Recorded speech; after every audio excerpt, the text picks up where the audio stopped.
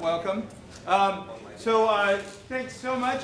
We have our show tonight, and then we close tomorrow. If you know people who are coming tomorrow, let them know. You see, it's pretty full here, and a lot of people wait till the end. So tell them to get here early, because we have sold out on the Sundays. This evening's performance is actually being taped, which is great. We call it taped, recorded, captured, whatever, to go on the Chabot television station later on. So that's exciting. So without further ado, thank you all again so much for coming, and we hope you enjoy this evening's performance of The Government Inspector.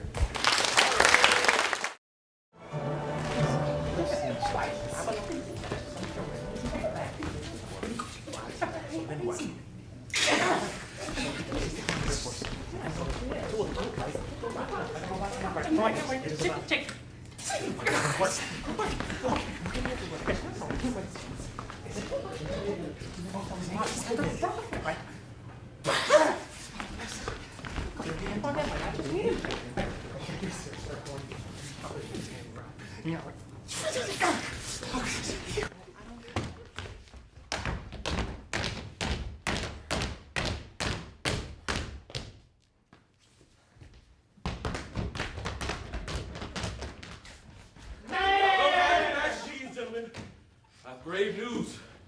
The government inspector is on his way from the Capitol. What? A government inspector? A government inspector, incognito and with secret instructions. An inspector from the Capitol to our town? Just when things were going so well. I know, but I had a premonition. Last night I dreamt that I was here, working in my study, when something caused me to look up from my desk. And there at that window, pressing their noses against the pane, were two enormous rats. They were staring at me, their eyes burning red as if they could see into my soul.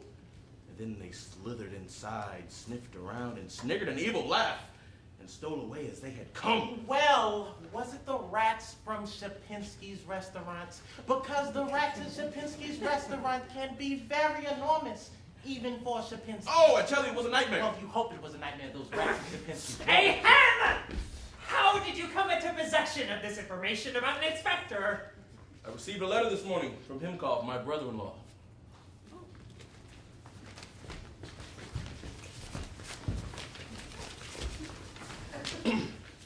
Dear Anton Antonovich, well, it's been a quiet week here in St. Petersburg.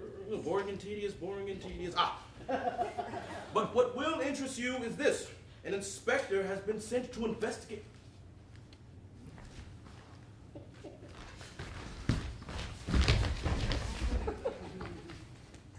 An inspector has been sent to investigate various provinces with special emphasis on the towns in your district.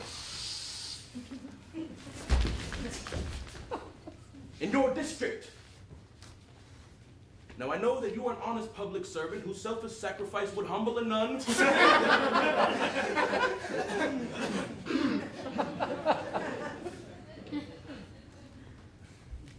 But even the incorruptible have been known to cut corners when the world is round. So beware this inspector, as he may turn up at any moment, in any guise. In other news, your sister has gained so much weight I've taken up the cello, so I'll have something smaller to hold on to. So you do the report. And to think how smug I was whenever they lowered the boom on some other town, some other mayor. But why us? Why now? I know why. The country's on the brink of war, and the government wants to find out if we're prepared for an invasion. Who would invade us? We're in the middle of nowhere. You ride out of town in any direction, you wouldn't hit a border for years. It would be too obvious to invade at the border. A really crafty enemy would invade in the middle. The point isn't why he's coming. The point is he is coming, and we've got to prepare. First, the new hospital. We've got so much money to build. How many patients are there present? None. The rooms are so small, we can't fit any of the beds through the doors. Your cousin, the contractor, doesn't seem to have understood the concept of scale. Well, get a carpenter and put some beds inside the rooms. What size patients shall we fit in them? These are tiny rooms we're discussing. How tiny? Pensky the dwarf might squeeze in. If he squats. Right. Empty the kindergarten and put the children inside the rooms, then put a sign over the door that says, it's a children's hospital. But what if our good doctor here, I know we got a good deal on that exchange program with whatever country he's from, but no one can seem to understand a word he says. Not to screw. a chief of surgery, it's a problem. If he doesn't speak the language, how does he treat the patients? We've had to do away with such treatment. The new policy is if the patient is meant to recover, he recovers. If he's meant to die, he dies rather quickly. And the good doctor goes along with this policy? The nurses have taught him a sentence. Let nature take its course. They work surprisingly well with religious patients. Next, the judiciary. Judge, your courtroom is full of shit. Well, now that's a matter of opinion. I'm talking about the geese your bailiff is raising in the jury box. The place is hip high and dung. I want them out. But the goslings are about to hatch. The sound they make when they come out of their eggs is so cute. Aww. I'll let my bailiff see to them at once. Tell him to sober up while he's at it. The other morning, he said hello into my face. I was drunk for the rest of the day. He can quit the bottle, but the smell's here to stay. When he was a baby, his nursemaid hid spirits in her bosom, and whenever she got confused, he was breastfed a pint of vodka. He's oozed with the stuff ever since.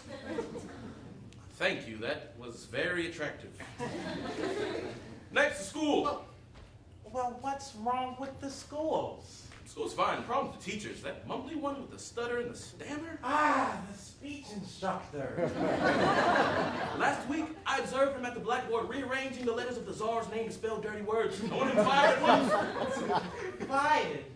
Have you ever tried to fire a teacher? Have you ever read a teacher's contract? It's not possible. But he's got those big whiskers and always has livers and sardines in his beard. Surely that's a health issue. Well, he says he keeps it in his beard in case he gets dizzy after lunch.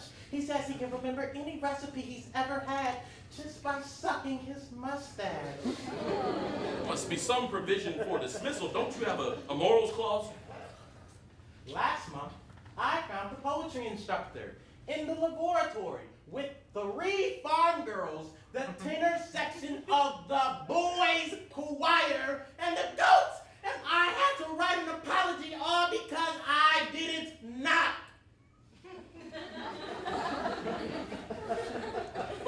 Well, send the entire faculty off into the woods then, and tell them to come up with a new curriculum. We'll never see the bastards again.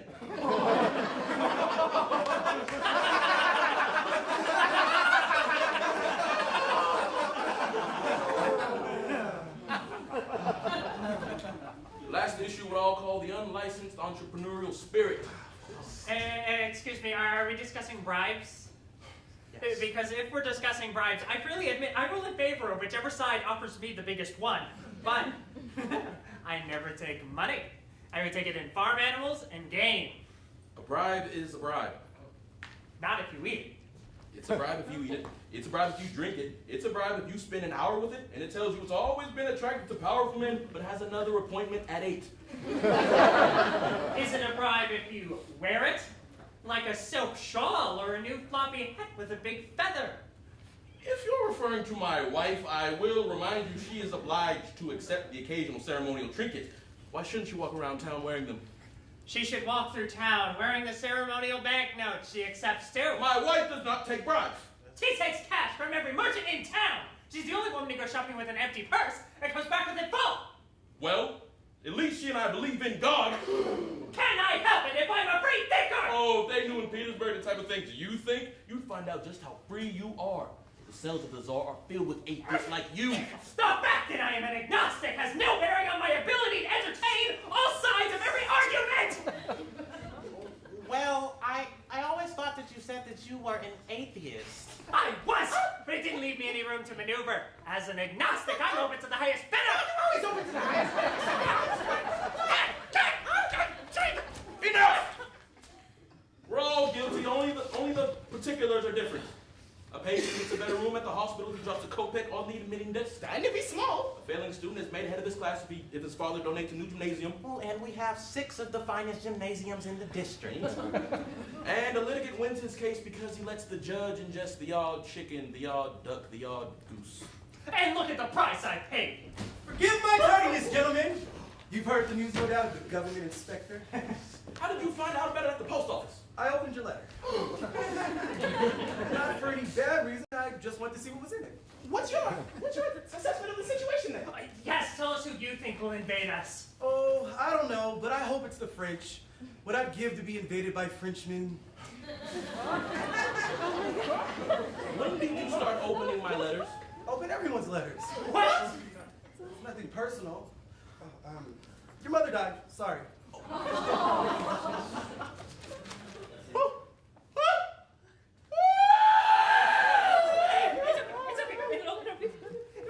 You read every letter that goes through your office? Well, yes, I collect them. What?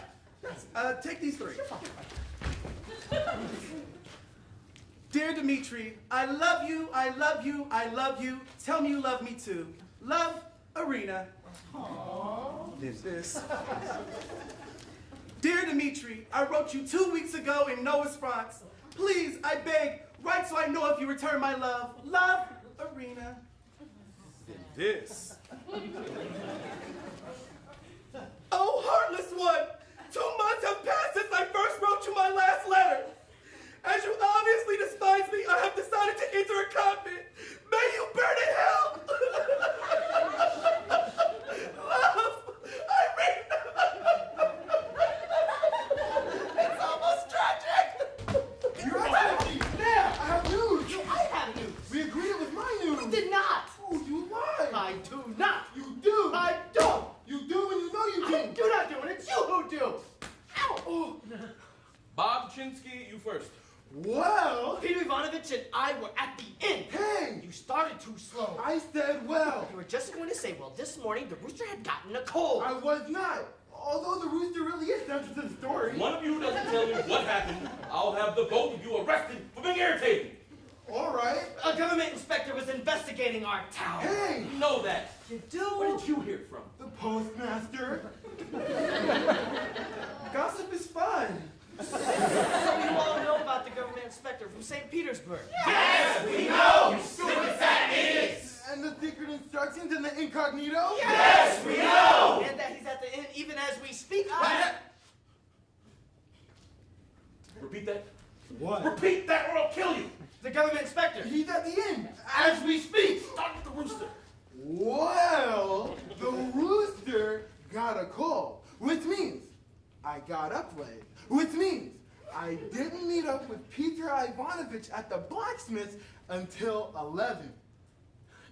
And when I got to the blacksmith, we bumped into the innkeeper's wife. She's pregnant, did you know? She and Vlad hope to give birth to a little innkeeper. She better hope she doesn't give birth to a little blacksmith.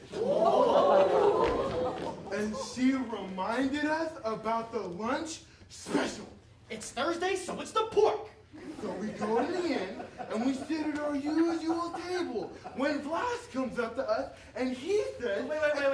Let me do Vlad. You always do Vlad with a lisp. I don't lisp, Of course you lisp. just with S You words. can lisp but saying the word not. Go ahead. Say so Vlad says. Why? To set it up. I know you're doing Vlas. Please. So, Vlas says, Excuse me, gentlemen, but I must see to this fellow from the city. Now that was Vlad. Wonderful. You win the best blast competition. So we sit, and in what? the man himself. Not handsome, Not ugly, but not flashy. not dowdy, well-cut coat. It's a city shoot. Strolls in As if he owns the place. Did he act like an inspector? did he? After he and Vlad speak, the fellow walks up to our table and he says, hey, I see you like the pork. I can see that from watching you two walk down the street. So we nod. We say, Yes, we do like the pork. And what's he do? He writes it down. All right, I wouldn't write it down. What room is he in? The little one above the statement. Were those infantry cadets dressed up that monkey last Christmas? And he checked into the when this morning? No, he's been here a week.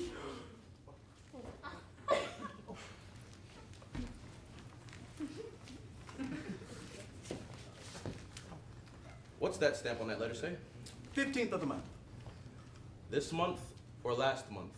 Well, the guy here didn't. You've held on to this information for over a month! I just opened it. We had a backlog. That's 7 days! God made the world in 7 days! And then some bastard snuck in disguise as a fruit salesman, came in and ruined everything. 哦 That's enough. What have I done this week? Evicted the corporal's widow. Had the corporal's widow jailed for vagrancy. Flogged the corporal's widow. Not so bad. It was a short week, the holiday. All right. Clean up everything we haven't cleaned up for whatever reason we haven't given, and post an officer on every road of every corner. And where's the tall one? Pupilvitz and... Drunk. How? Went out on a drunken disturbance and came back drunk. Throw a bucket of water on him. We did. The bucket knocked him out. Right. Dress fly with a mute boy in Pugavitzin's uniform and march him past the inspector's window in 3-minute intervals. Every time he cuts the corner, change his hat and give him a wig. Inspector will think we got the largest police force in the country. Oh, and don't leave any eyesores unattended either. That decrepit fence that's been falling outside Kropotkin's shop for 2 years, tear it down, throw it into the dump. We don't have a dump. Where have people been dumping their trash? Behind the fence at Kropotkin. All right, we'll keep the fence and tear down Kropotkin's. From now on, that's done. Anything else falling down, put a sign over it that says, men at work, future sight of something much better than whatever here's now. Yes, sir. You go back to the post office. Any letter of complaint written to the Capitol, I want diverted to me at once. Sir, we are the Postal Service. Your mail will be diverted in due time. Get me my hat and my sword. What are you going to do? Form delegation. It's time we met this government inspector. Well, there's a protocol to meeting dignitaries. It's elected officials first, then clergy, landowners, business leaders, workers, peasants, serfs, and then, women. The only one I want with me is you. What about me?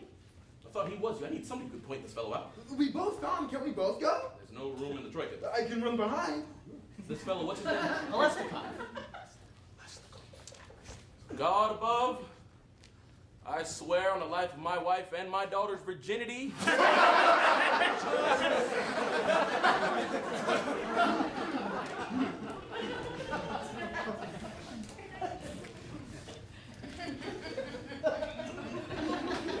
You get me out of this one, and I swear I'll never accept a bribe in church on Sunday ever again.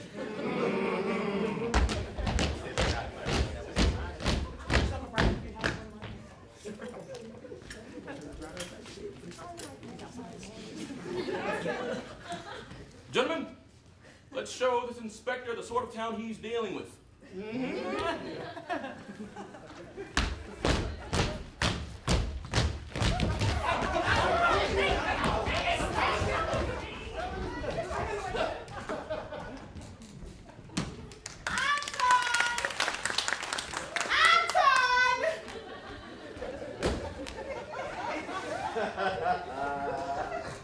Oh, you made us miss everything.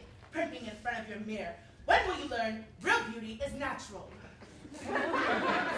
Mother, if they scrub up all the makeup you'd wear, they find a head underneath the size of a walnut. I know the hat bumps, I know!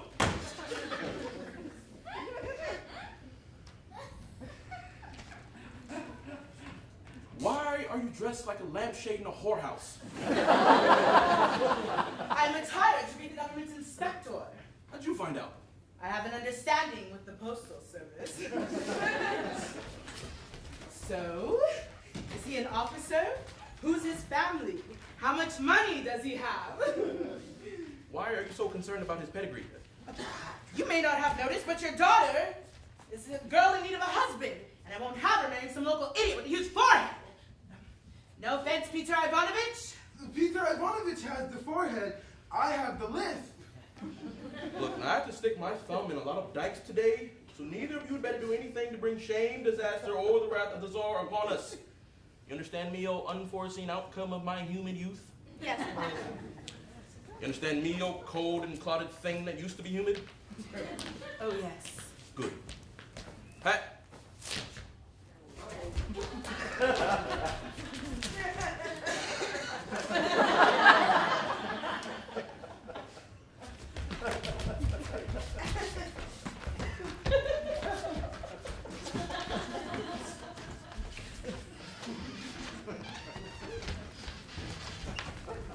Maria, go upstairs and change into something fetching that shows a bit of skin. I promised Father I wouldn't do anything to bring shame on us. And I promised to love, honor, and obey him. And look what it got me. A town where people eat soup with their hands. Now go. I hate you, Mother! I hate you! I hate you! I hate you! I hate you! Oh, a government inspector. Hurry, Mashenka! Hurry, hurry, hurry!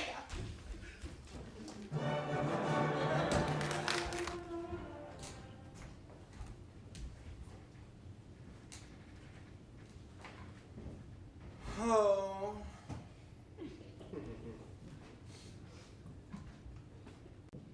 Oh. Oh. Oh. Ah. Oh. Ah. Ah. Oh. Oh. Ah. Oh. Oh. Oh, ah, yeah, ah, ooh, ooh, oh, oh, oh.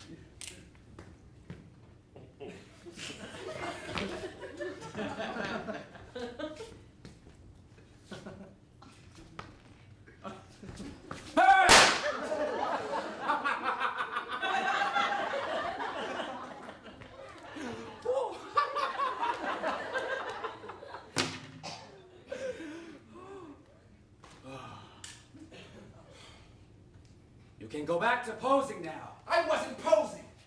I was trying to make myself look presentable on the one day after which I should no longer be able to present myself to anyone ever again. Oh, yeah. You're gonna end it all before bringing shame on your good name. You don't believe I'll kill myself? Not while there's one mirror left in Russia. Not while there's one bottle of brandy, one soft bed, and one woman who still believes that men can change. Lawson, I'm at the end of my tether. That cavalry officer I met down at the bar took everything I had in one roll of the dice. I've had to pawn my cufflinks, my stick pins, my cane, and I still can't scrape enough to pay for a decent meal or afford this ghastly little room. And now, the innkeep says he won't let me reside on credit anymore. Should I not kill myself? No, you make a good argument.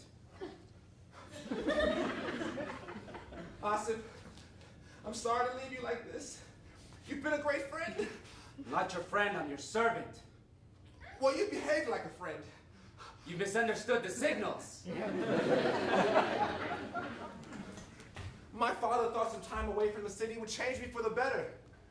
I vowed to him. I'll live frugally. I'll sleep under the stars. The only stars I slept under were those carnival twins from Pinsk.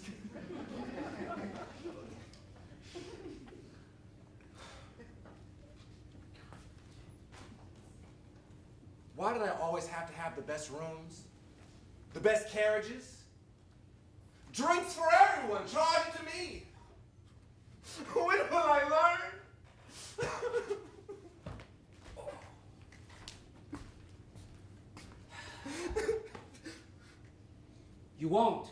You're gonna kill yourself. Here, let me help you. But there must be something I can gain from all this. Even now, moments before my personal oblivion. No, life is short. And then you kill yourself. But the truth must be known that I'm nothing more than a low-level government clerk from Saratov, whose poor father was far too often indulged him, and whose tongue, once loosed by liquor, can't help but to exaggerate his station. Oh, trust me, I'll spread the word once you're gone. Now, don't pull the trigger, squeeze it.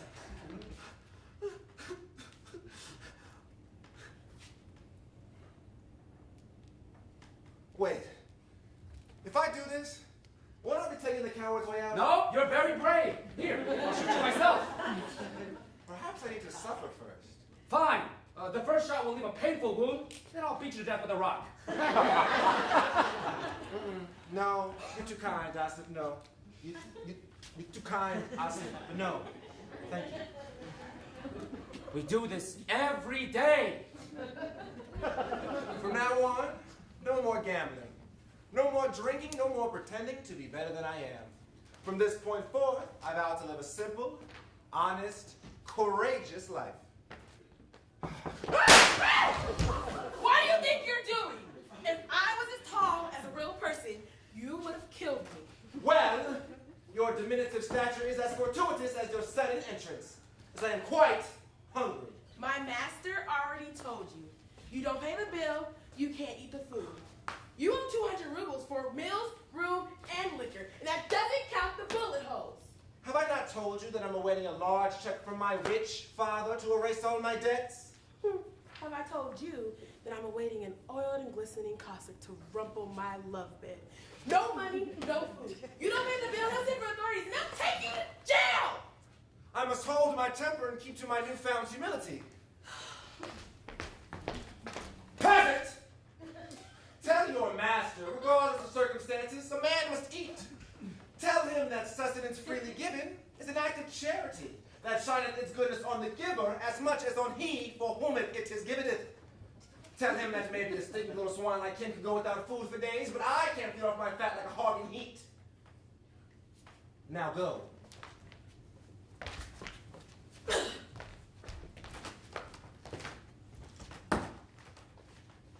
Now, we'll get some service. And after I eat, we'll find a way back to the city. St. Petersburg. How much I miss it.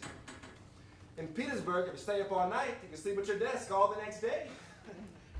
In Petersburg, if you're too poor for a cab, you say, "Wait here, cabbie." Then you run to the front door of a house and out the back door of that house. If it's not a house you actually live in, you're fine. Ooh, and a Petersburg woman. Those rural types sure do have their charms. The tavern maids, the sheep herders, the farmers' daughters, their daughters. Whose daughter learned so much about milking, eh?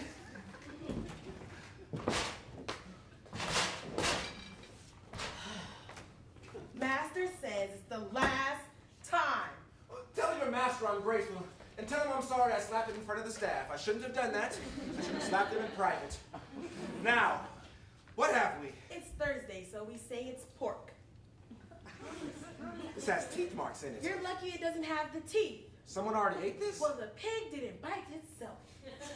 What else is there? There's cabbage pie, cabbage soup, something brown made from cabbage, and cabbage. Here, and I went from table to table at lunchtime noting what other guests were eating, and none of them were given this. Well, if you don't want it. Oh, no. I won't let you foist this on unsuspecting guests.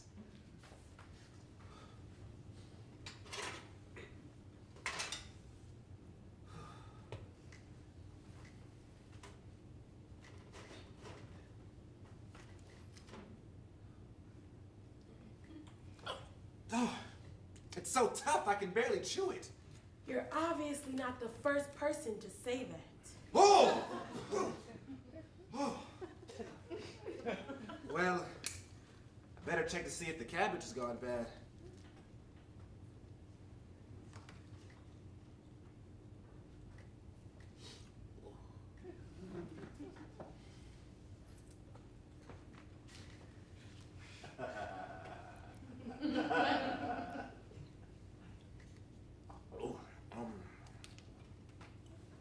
Well, it's impossible to tell if cabbage has gone bad, but...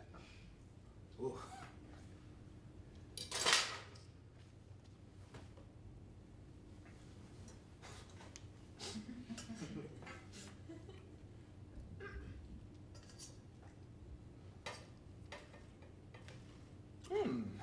The soup's actually rather good.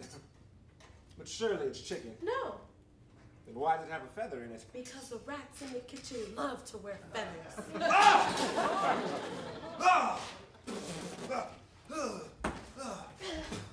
The mayor's here to see a gentleman. So bring him up. You bring him up. I don't take orders from you, I'm your mother. And I'm your master's wife's not below you anymore. You want someone you've been below to bring him up? Call the blacksmith. I tell your husband just whose anvil you got in there, but you never know when you're gonna need horseshoes. I hate you, Mother! I hate you! I hate you! I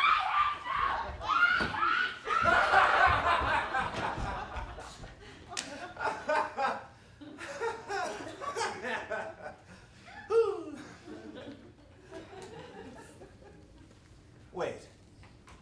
Did she say the mayor's come to see me? Yeah.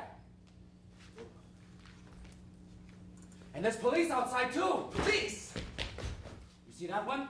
He and his 3 twin brothers have been by 6 times. That's 18 policemen! I'm going to arrest me for not paying the bills! And slapping an innkeep!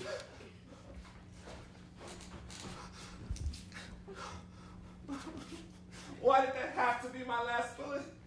How am I gonna kill myself now? You can finish the soup. Hassan, go down to the stable and wheel a coach. Promise the driver will be paid the moment we reach the city. Right.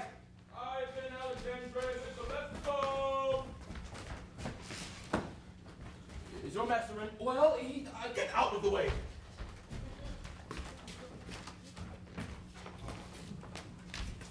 No, don't! I ow! Ow! Ow! Sir! Sir! Sir! Sir, my friend couldn't come. Would you like to have a seat? We prefer stand. I insist. We'll sit.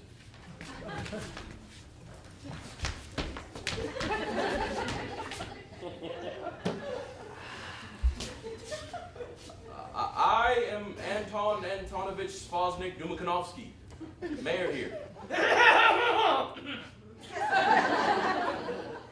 And this is Peter Ivanovich Dobchinsky, one of our local landowners. We like the pork? I'm sure you do.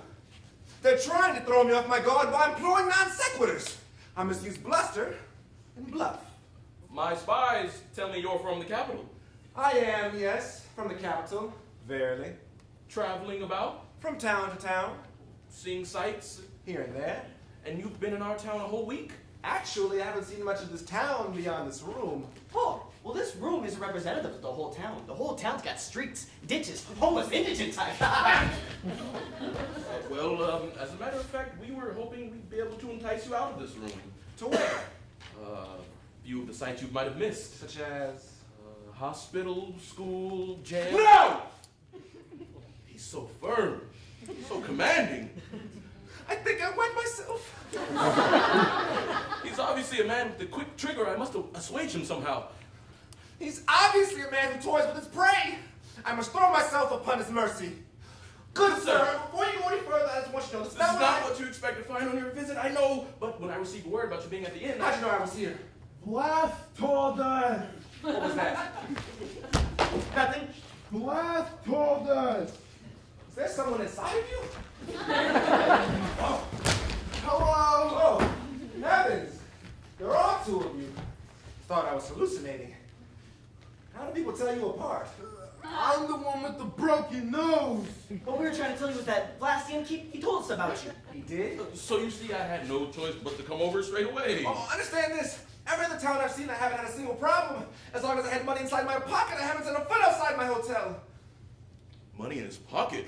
He's letting me know he takes bribes. He hasn't arrested me yet. Perhaps if I confess to only the 200 rubles, he'll go easy on me. I see you have quite a police force patrolling outside. Tell me, is this your normal practice? when dealing with someone of your sort, oh yes. My sort? I mean, in a case such as this. Oh, I see. And what might you imagine the outcome of such a case? Well, if things aren't as they should be, I suppose there might be a price to pay. And this price, if I confess to the figure of 200 rubles, you'd say? 200 rubles, call loan here, take it. A loan? That's right. We give money to everybody who comes through our town. That's what we put on our sign on the road. It says a town that loans. You're giving this to me? Legally, no. In actuality, yes. Perhaps you can explain in a way to understand. It's a new reimbursement program we've initiated to bring business people and tourists to our locality. Sort of, if you're willing to come, we'll pay to be here. So if there are any other expenses you've incurred during your stay, we'd be glad to defray those as well. Well, that lunch isn't paid for. You ordered the soup with the feathers? Oh my Jesus, they gave him a rat soup! Sir, I apologize for the inn, for the staff, for the entire town. Because of the soup? Our town is known for our soup. Before we were the town that loans, we were Soup Town. Sir, you and I are men of the world. What about those two? They're in their own world. Surely men such as we can come to some agreement. I understand every town has its way of doing things. Oh, I beg you, take pity. Anything you've heard about me is a lie. The merchants, the shopkeepers, the peasants, they all lie. And the woman who says I had her flogged, she flogged herself. I don't understand the whole peasant and merchants thing, but that widow who flogs herself sounds interesting. Here, how much was the lunch? I'd say it was another 200 rubles. 200? 3 then, 4, and 200 more to cover the tip. You're still here? Good woman! Go below and tell your master to open up the kitchen. He's to prepare a special repast for this gentleman. Who's gonna pay? It's on the house. Whose house? Because you don't pay your bills either.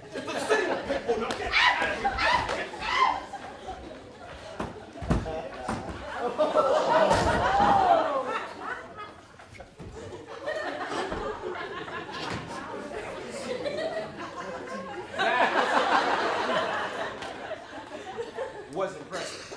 Yes. He's never better than when he's shouting at women. Well, I appreciate the offer of lunch, but that food they sent up before, this place should really be cited. Consider it done. There'll be a citation and a fine. Oh no, that's going a bit too far. Oh, no, it's always been bad. Yes, the whole inn's gotten very run down. Does anybody even stay here anymore? Just out of towners. A man of your station deserves much better. If only... No, I can't. All of a sudden, I find myself so shy. If only you grant me the honor of staying with me. Would there be people there? The guest room is large, the bed is comfy, and my wife's cooking. We'll eat out a lot. I don't know. I mean, I really should be getting back on the Oh, road. it's too late to start off now. Once you hit the road, there'll be bandits, and you don't carry a pistol, I wager. Oh, of course not. Oh. Then you must stay the night. How can I refuse such generous and improbable people? It would be my pleasure. Splendid. We'll see to it your things are sent over at once. Well, a big lunch, a visit to the mayor's, and new friends. And to think, I thought you came here because I slapped the innkeep.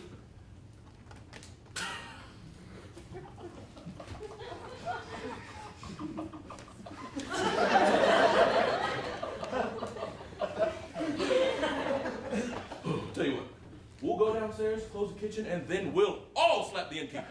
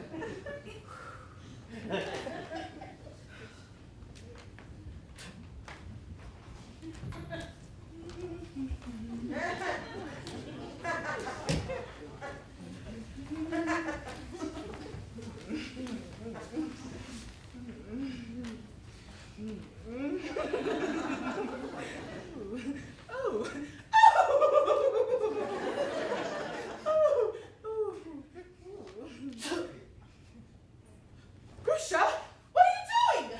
Putting out the spittoon. Grusha, our guest is a gentleman from the capital. He's very sophisticated, very cultured. Put out the crystal spittoon.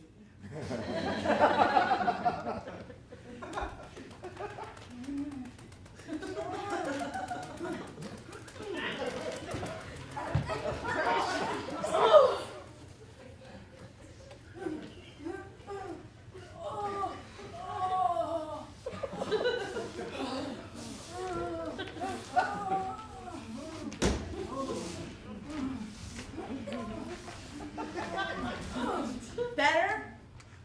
Much. I still prefer the black. Well, think of purple as a lighter shade of black. You're wearing pink. Pink makes a man think of youth and beauty and the blush of a rose on a summer's day. Mother, the blush is off the rose, and the rose is off the bush. I won't have that kind of talk when the inspector arrives. Men don't like a woman with a tongue like yours. Oh, really? Ask around. Anna Andreevna. Greetings, Anna Andreevna. What have you got on your nose? A bandage. He's listening at a keyhole. With his nose? You are stupid, aren't you? You're looking very lovely today, Maria Antonovna. Go away. All right. So, tell us, what's he like, this man from St. Petersburg? Oh, very cultured, very sophisticated. Does he speak French? He has the look of a man who speaks French. And if not, I bet he speaks Russian with a French accent. What difference does it make to you? You don't speak French. Of course I do. Un peu. What else can you tell me about him? Is he married? He's not made mention of a wife. Although I've never met a man away from home who did. I'll find out. I can spot an available man from 1,000 yards with the sun in my eyes. That's how I am with cheese.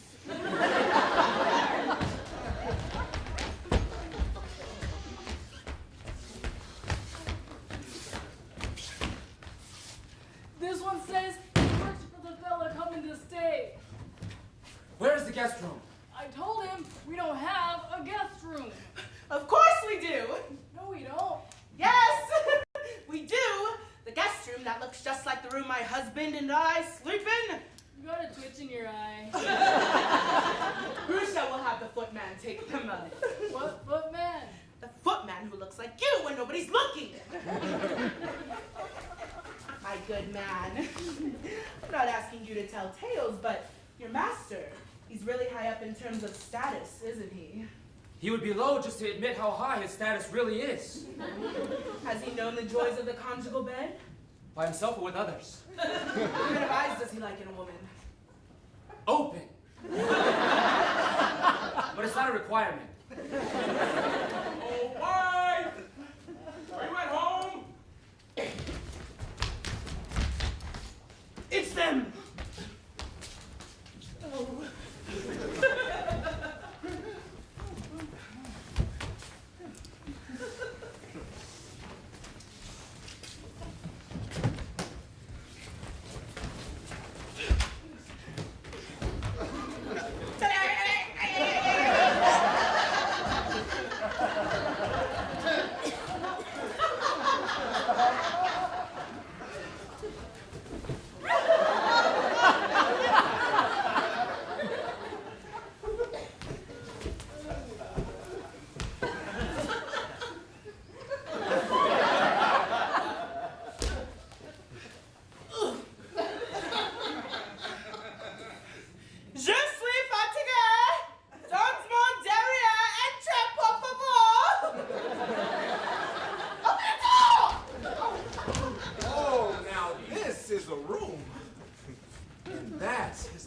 dress. Oh, what do you? Toi, moi, mais son petit. Wife? Yes. And this is our daughter, Maria. Hello. Give him your hand. Hello. This is my hand.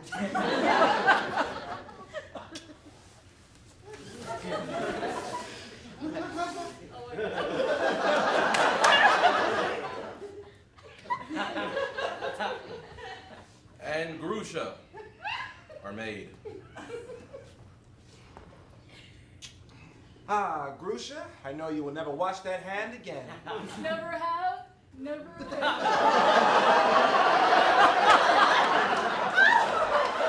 Would you like to sit? Would I?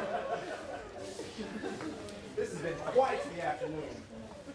None of the other towns have showed me much of anything. We took our friend on a little tour. Oh, and what did you like of our many attractions? The hospital, maybe.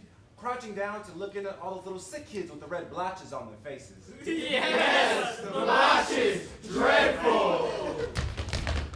What did you use? We spotted them with beet juice. You will be able to cure them, won't you? Let nature take its course. Wise wisdom. Put the lagoons. What else did you like? The gymnasium with a little school attached. That was impressive. But who were those people being taken outside and thrown into that wagon? Asylum inmates on their way to the sanitarium. We let them visit the school once a year so they'll learn not to throw things at them. Very liberal-minded. And I can't leave out the courthouse. I apologize for lighting my cigar inside. Oh, no. That fellow who caught fire, is he all right? My bailiff! Yes, he was put out almost immediately. Never seen somebody go up that fast. Struck the match and just whoosh. Whoosh. Whoosh.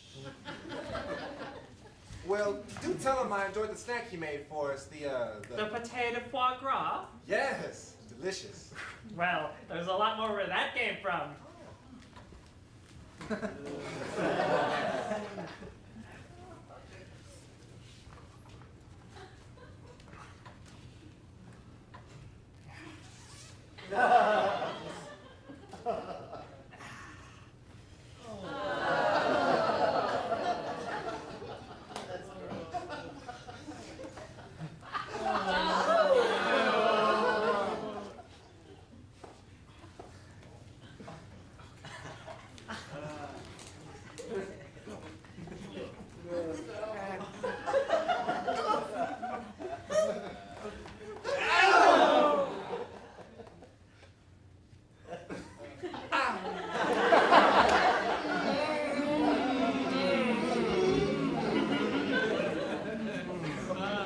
And all this falls under the mayor's purview? In a town this size, everything is the mayor's business. It does seem a lot for one man. How do you manage it all? Work, brains, God. You know, often at night I'll pray and say, oh, God, how could I be a better mayor? How could I better supervise city services and cut back on bureaucratic waste and fraud? I don't ask for a reward on earth, God, not like a district-wide post of the Order of St. Vladimir. No, God! As long as there are no dead animals left too long in the sun, as long as there's an acceptably low level of public urination, as long as the patients in the hospital are cured of their serious but exceedingly short diseases, what else reward need I? And if God is still listening after all that, does he grant you this lack of reward you fervently don't ask for? I'm gonna think about it. Public service is a calling, and I'm one who heard it called. Come and get it!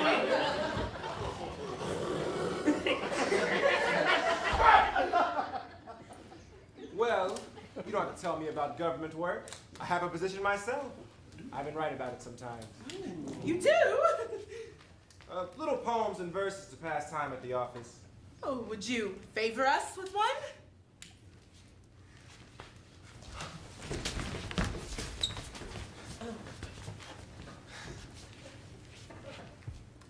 Wait! Stop! Think a while. Where, oh where did I put that file?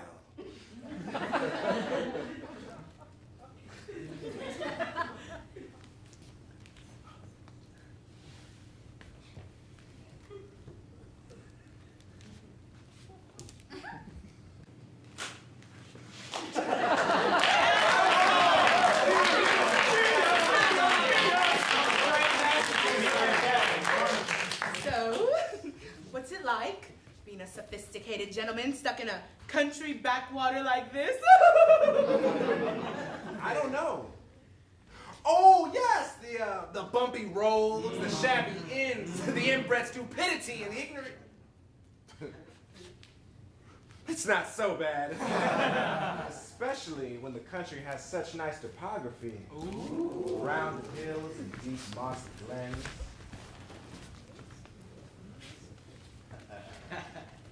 I should see if my servant has everything in order.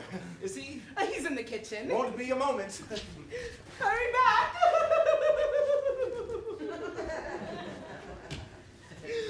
Well, has he said why he's here? How high up is he? He won't say.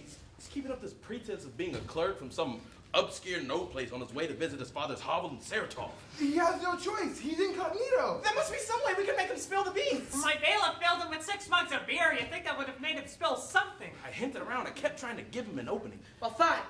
I'll give him an opening. What? Nothing. Love you. He's coming back. Quick, make it look like we weren't talking about him.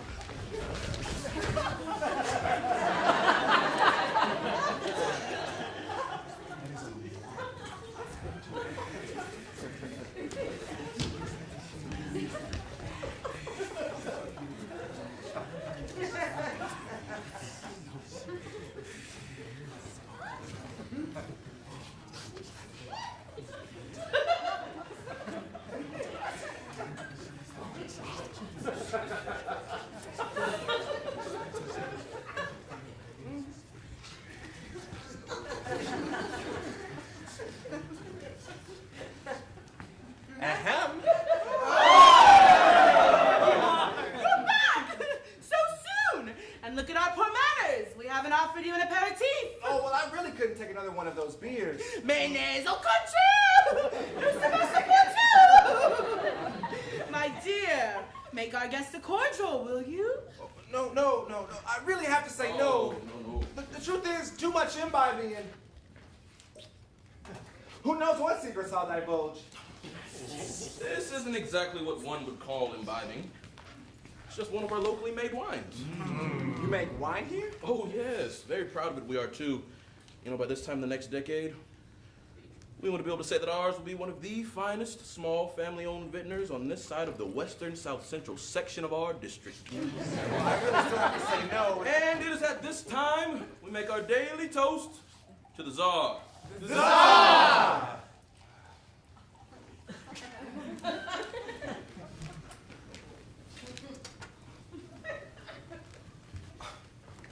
Yes, the Tsar. Can't say no to a toast to him, can I? Even if it is just a tiny glass. To the Tsar! The Tsar. The Tsar!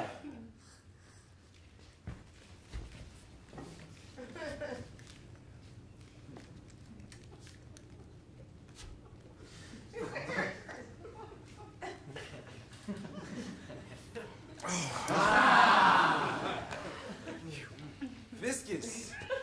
And yet so bubbly. Leave anything in a jug long enough and it ferments. Anton, our guest glass is empty. Oh, no. Oh, and it is at this time we make our toast to the Tsarina! Yes, the Tsarina. Looks like the Tsar, only she doesn't wear a dress. To the Tsarina! Looks like the Tsar, but doesn't wear a dress!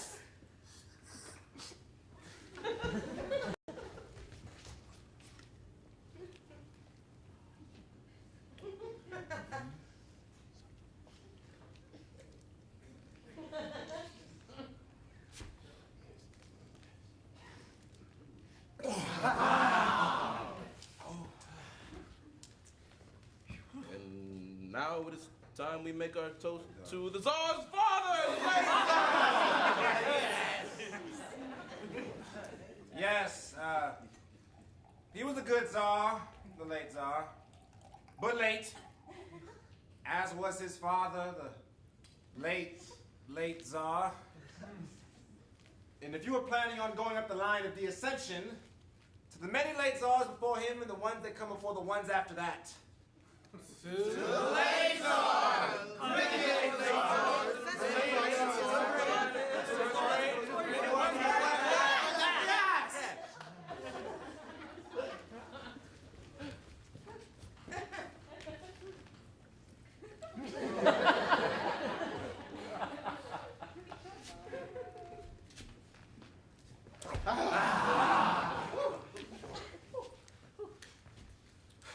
All right, bring on the hard stuff.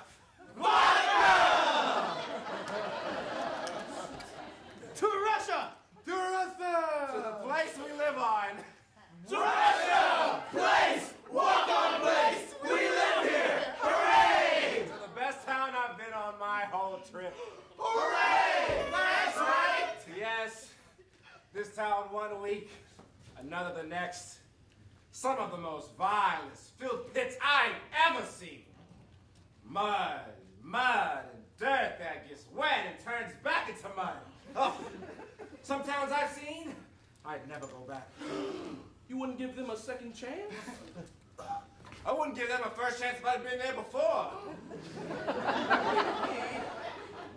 I have my diversions. My writing.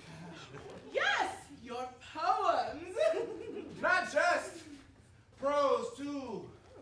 Plays and novels. You didn't mention them before. Humility. Oh. What else have you written?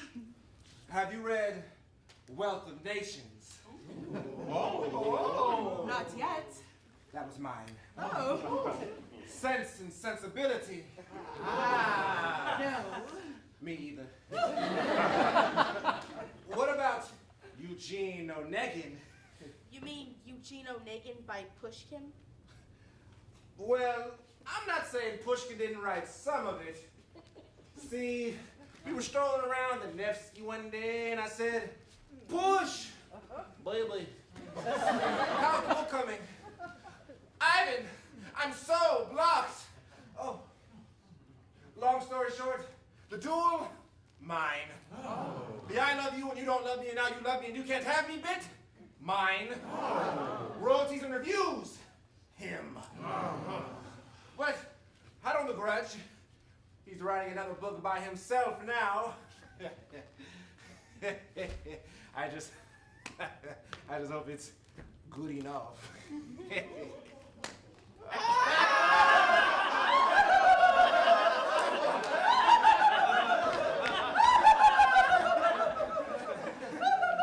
Yes! I wrote them all. And the strain is beginning to show. The pressures and demands, the dinners, the teas, the opera openings and sculpture lunches. I once had a ball in my house. It was a pretty big ballroom. Well, actually, it was a pretty big house. Well, actually, the ballroom was bigger than the house, but that was because the architect was a great dancer. We once had a 700-pound watermelon. No! A 700-pound watermelon! And most of it was just water. Only a tiny bit of it was melon. And after we ate it, I turned the rind into a bathtub. Wow.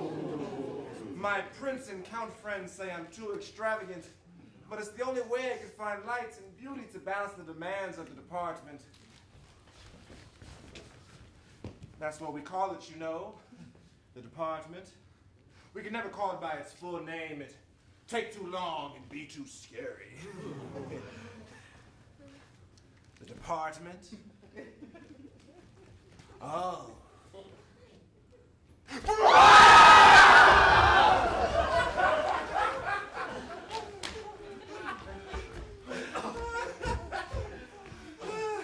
Or the department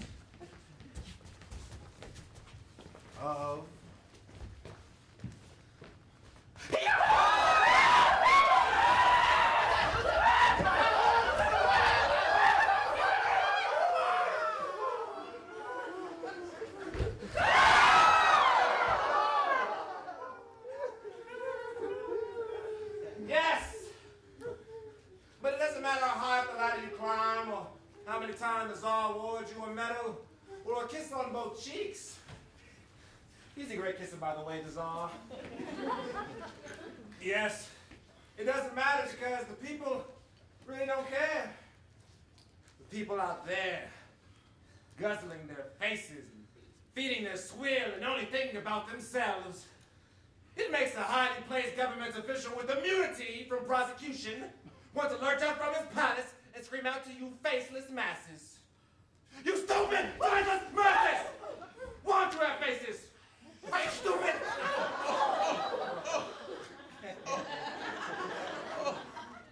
You don't deserve the level of despotic tyranny we give you. You deserve a much lower level of despotic tyranny. Abandon all hope for you enter me, for I shall cover all crimes and be dealt the fearful punishment.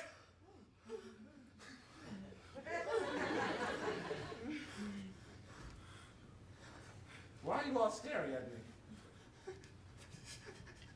So we can see you. You are a nice man.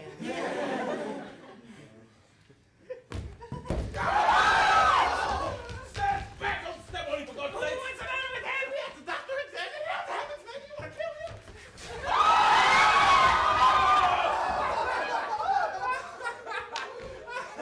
My gosh.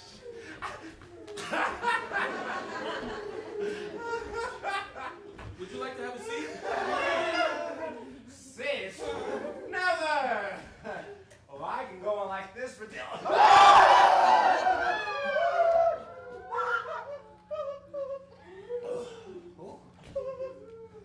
Are you all right?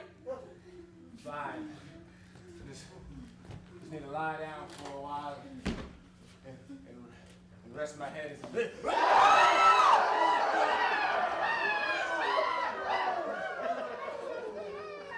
rest of my head isn't upside down. And then more goose. And more.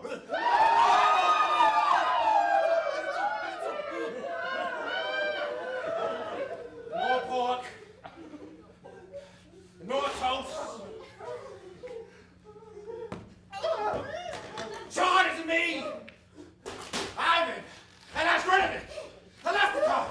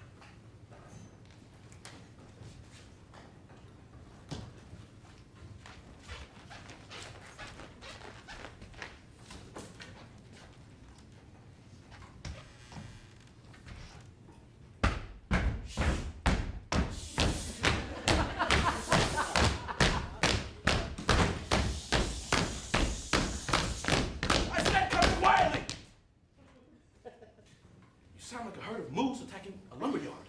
Sir! Our training is to make loud noises so as to intimidate the perpetrator and or give him enough time to get away. Forget your training. The rules are changing as we speak. Starting now, I want every road going to and from town closed up. You got that? Yes. Sir, no one gets in or out of town without your say-so, or unless they pay us. What's the matter with you? Sorry, sir. It's kind of hard getting used to the new rules. The town is to be sealed off completely. Same goes for this house. Any merchants or busybodies who try to get in or present a petition, kick them down the steps. What kind of a kick? Sometimes they hand them to you on a platter. Thank you, sir. I'll demonstrate for the men later. Any news on Hugo Vincent? Still drunk. Fixed star in a storm-tossed world. Now go.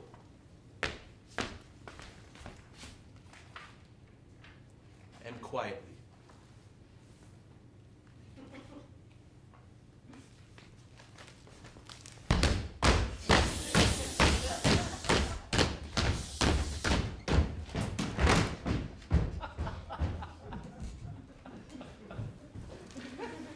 Is he up and about? You should make him some fried smell. No, he's been on cold for 12 hours. Well, the poor man deserves a rest.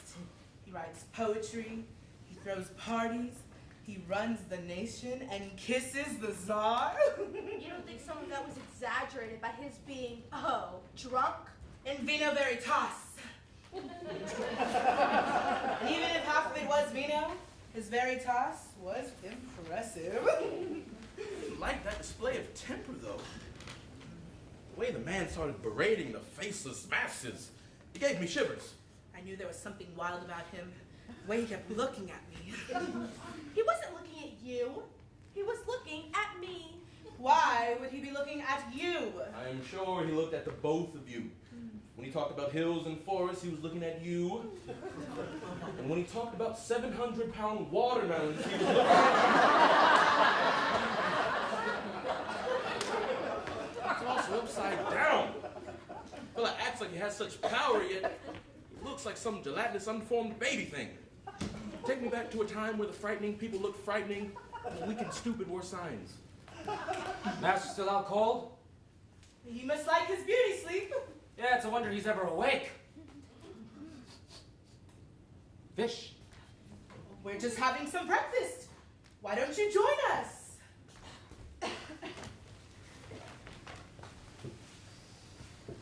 So, tell us, do so many counts and princes really visit your master?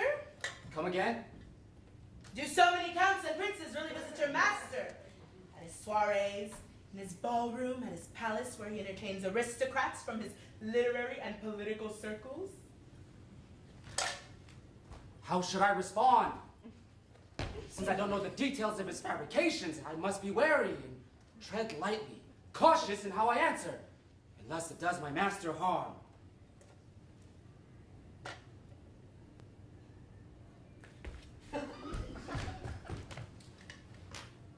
Yes, they come all the time. He's the most powerful man in Russia.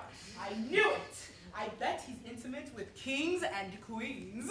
Kings, queens, jacks, aces.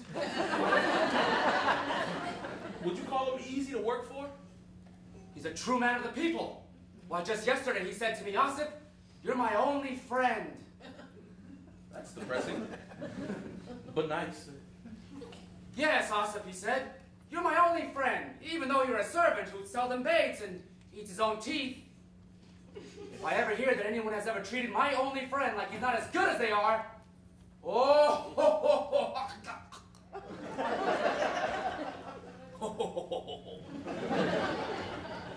So, how does one show your master's only friend that one thinks him just as good as one, if not better? Money.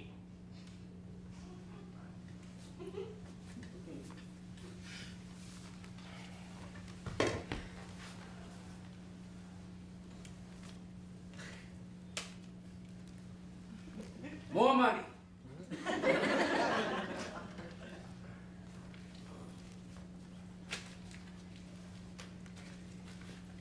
More money.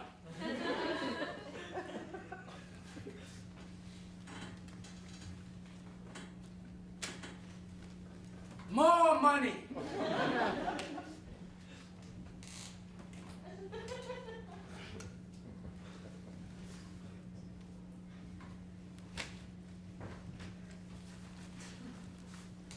More money. That's my master.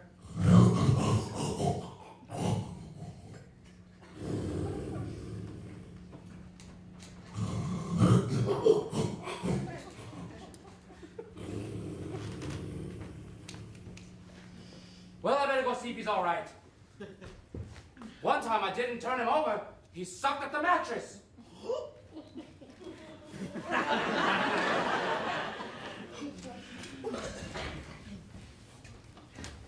Mashinka, I think it's time you and I have that mother-daughter talk we keep putting off. You're going to give the talk about the birds and the bees now? That's like handing ammunition to a sniper.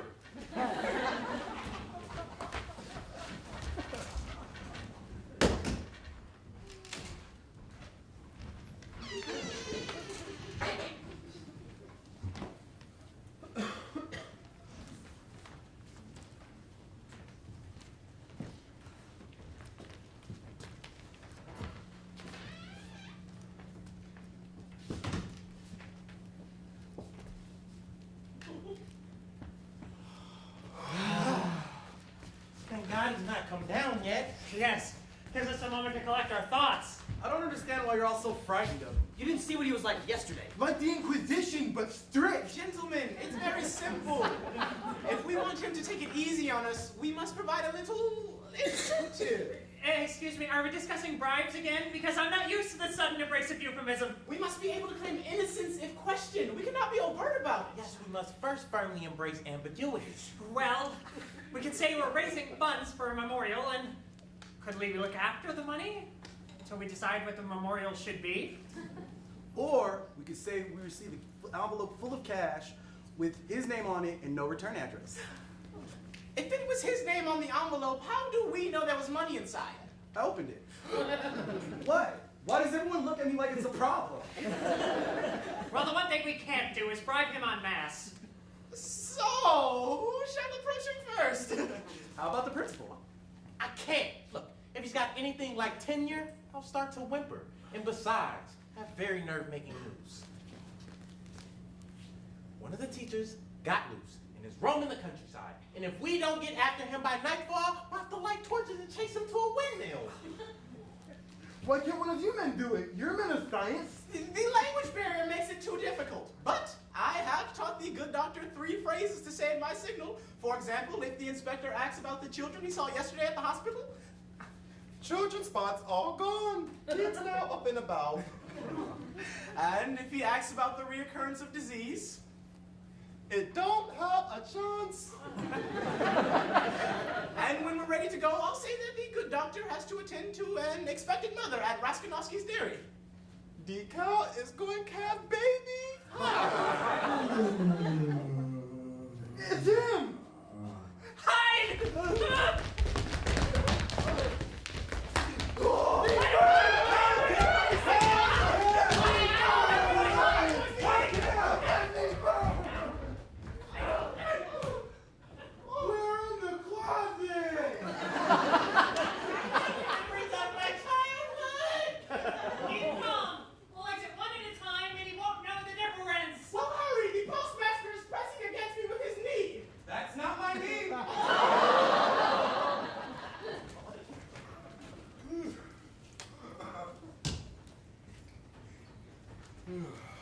What a good night's rest. This isn't a bad town at all. It's nice to know there are still places in the world that give you whatever you want just because they like you. If only I had a few moments alone with that mayor's daughter. She has that sullen come sultry, I don't care if you live or die attitude that says I want you, but I just can't be bothered to move any facial muscles. If only, I bet I could get in there. If only I had a few moments alone with that mother, too. Although, I think she could hurt me.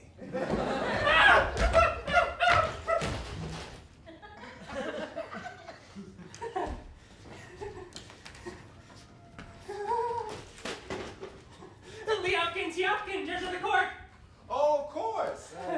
last night when I was... A bit under the weather. Yes. I'm afraid I have a low tolerance for mixing beer, wine, vodka, and garbage. This is harder than I thought. It's one thing to be bribed, but to bribe is a complete inversion of thinking. I haven't a clue as to why he's come, but I'll pretend to be interested. So, how long have you been a judge for? Since you were little? It's been 20 years since my first election. And re-elected ever since? Well, we stopped having elections after that first one, but... I see. This is agony. I must find a way to slip him the money without calling notice. Oh, look! What? Nothing.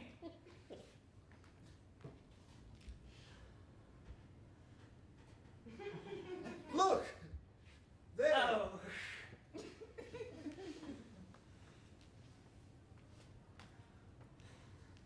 It's 200 rubles! And it's wet. Like it's been inside the paw of a sweating Yeti.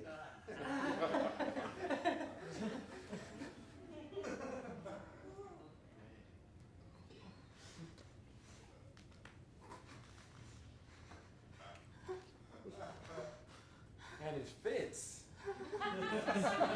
Come now, tell the truth. Is that money yours? Yes? I knew it. I'm done for. No. It's a funny thing. Find myself a bit short of cash. You wouldn't happen to want to loan me some of it, would you?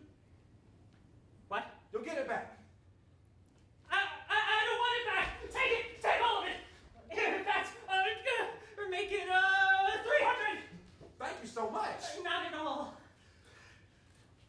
So, do you have any special instructions for me regarding the court? I suppose I'd repaint the walls where the wood got scorched, but otherwise, no. Then I take my leave.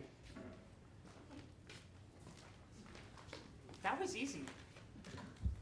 I want to bribe someone again.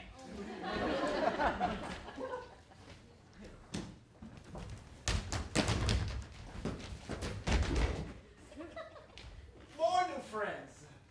Don't tell me.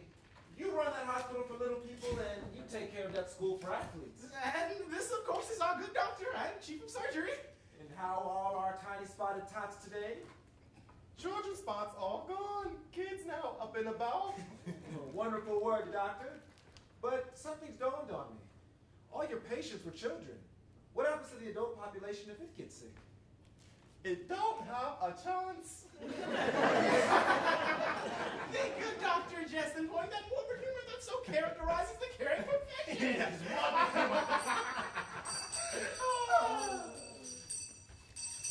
Hey, the doctor's gotta come quick. The innkeeper's wife is in labor. Oh, Decal is going to have baby. Well, I suppose he knows his patients better than I. You know, I've got to say to you fellows, you've got the two jobs that allow you to spend time with the two categories of people I like to spend time with myself. Children and sick people? Nurses and young girls, huh? Oh my God. Tell the truth. Which is best, blondes or brunettes? I'm a school principal. And I bet you get the pick of the yards, you lucky dog. Now come on, confess. Which is best, the golden or the brown? If I refuse, I've insulted him. If I tell the truth, I'll have to put myself on administrative leave. Well, with pay. Our girls wear caps. Oh, I get it. Don't want to say anything in front of If I had to live in a town like this, I'd find it hard to be myself too. I suppose I'm afraid people would think I was peculiar. And I suppose I am peculiar, but that's just because of what I look like and how I behave. Say, you got any money you can loan me? Wow, what a coincidence. I so happen to have 300 ruble I was going to use for chloroform and anesthesia supplies for the winter, but let's just cross our fingers and hope for the best. And well, my 300 was to buy new books for the school board meetings, but hey, they can burn old books just as easy. Gentlemen, your institutions have been very generous. If I ever have a child who's hospitalized for a school sports injury, I hope it's in this town.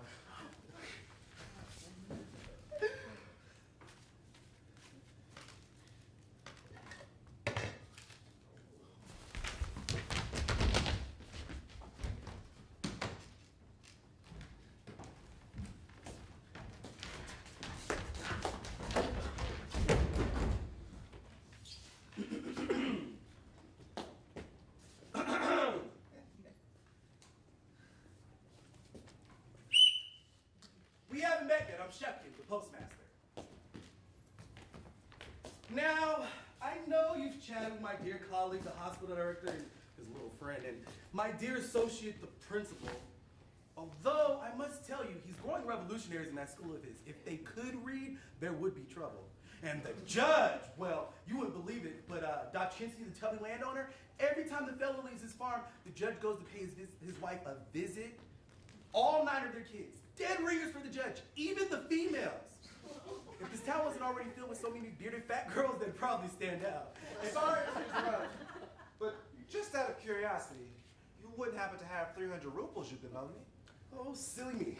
Why, look, it's a letter and it's for you. It's sealed and feels thick. Its contents neatly bound and in non-sequential serial numbers. You know, I think you and I should keep in touch. Give me your address and I can write you a letter. Oh, write anyone a letter and put it in the PS. I'll get it.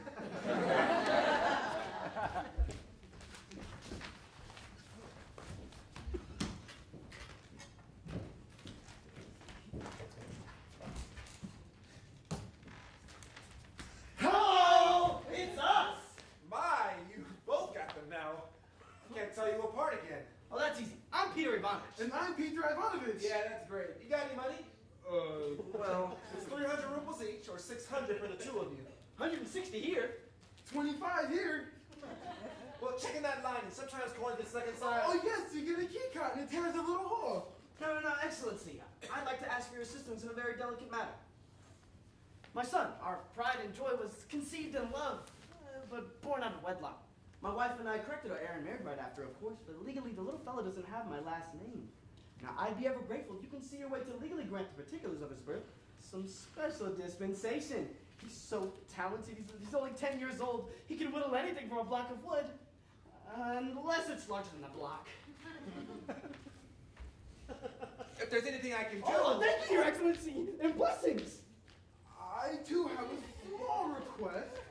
When you return to the capital and you're at one of your soirees with Master Pushkin or the Tsar, could you, if it crosses your mind, if you think it's appropriate, could you say, you know, I was in such and such a town, and in that town I met a man named Peter Ivanovich Babchinsky. And? That's it. Just say your name? Out loud and in the capital. Doesn't have to be the whole name. It doesn't even have to be in your home. It could be in an alley late at night when no one's around. Here, I've written it down in case you forget how to say it. Pietro. Don't waste it. Wait until the time is right. Blessings, Excellency, and thanks. Thanks and blessings, and forgive us for our existence.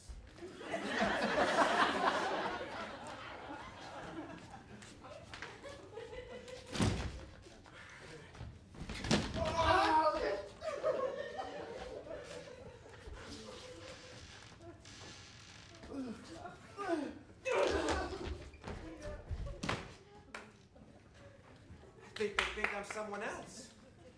What did I say to them last night?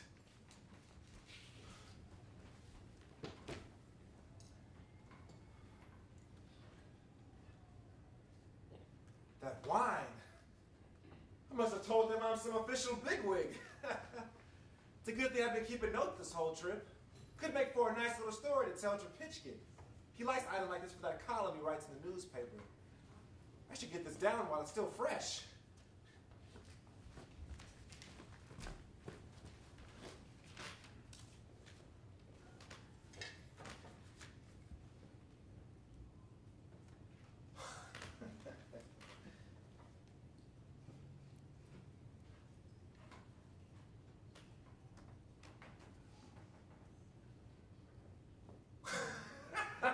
Oh yes.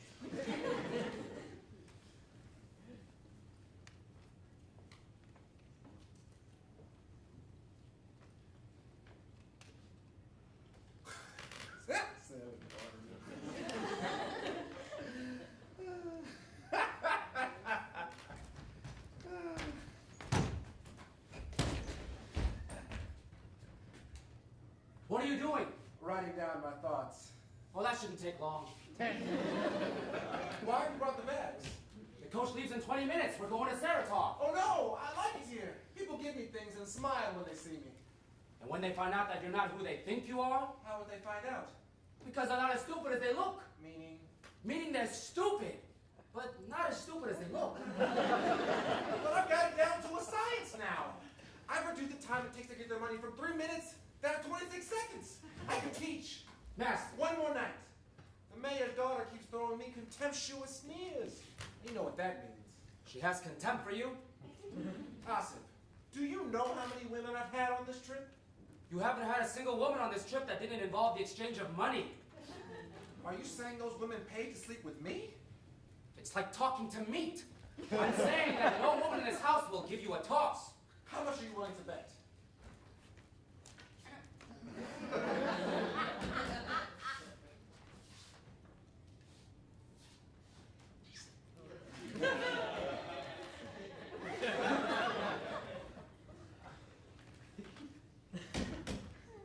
Let me be specific. No woman in this house who's the mayor's wife or daughter will give you a toss.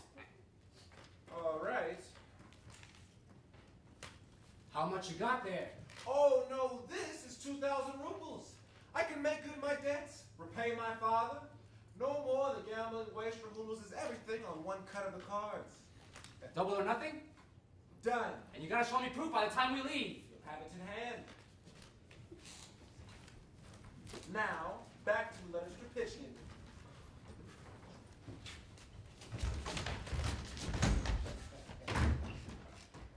Sorry, Your Excellency, but some rabble are trying to see you. Give me a few moments and we'll have them on the run. Rabelais, more material for Chapitchkin.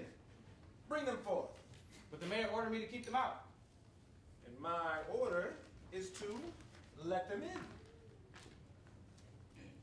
I can't help my nature. Right, all of you come in and start complaining at once. Excellency, I'm Abdullah, spokesman for the merchants of the town. We've come to petition you about the mayor. Yes.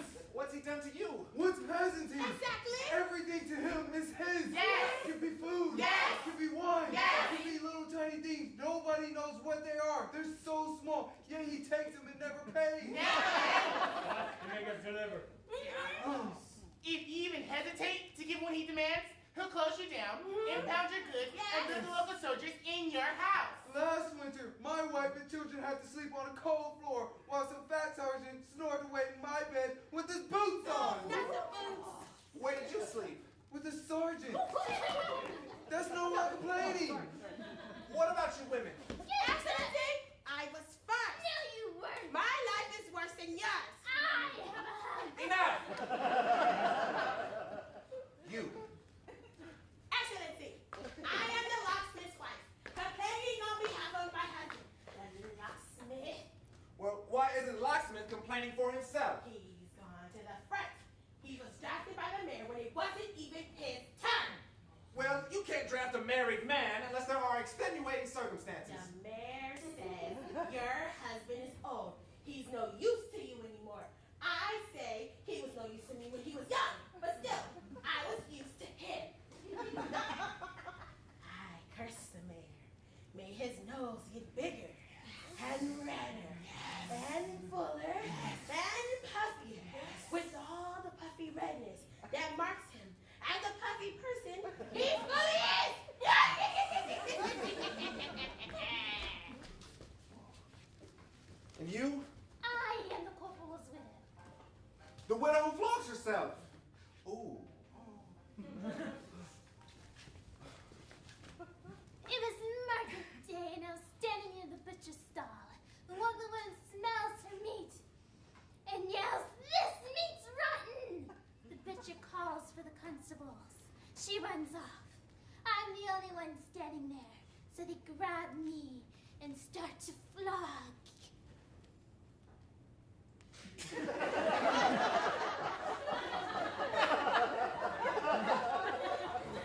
They knew I wasn't the one who complained, but the mayor said if people knew how incompetent the police are, they'd never be afraid of them. It was my civic duty to be flogged. Oh, what a shame. Well, these things can get a man sent to Siberia. What? What did he say? Did he say Siberia?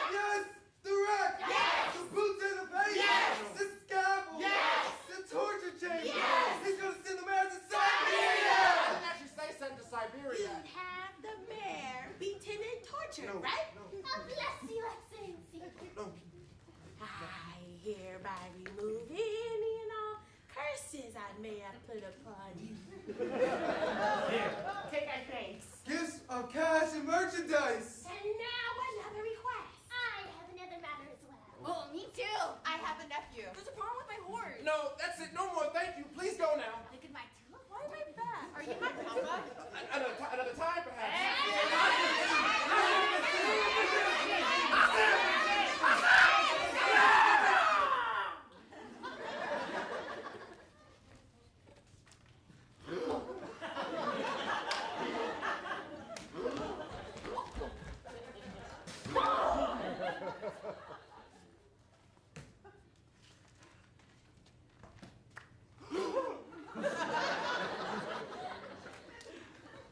There's more of them trying to get in. Where is he? Where is the government inspector? He went that way! You have to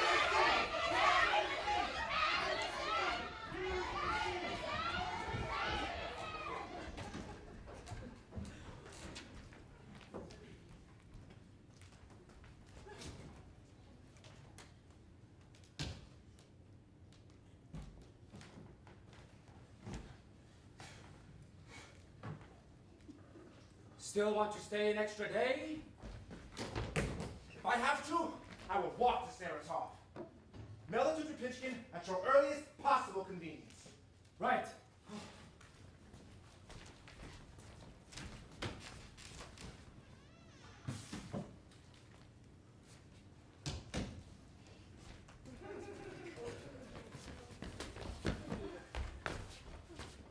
Double or nothing.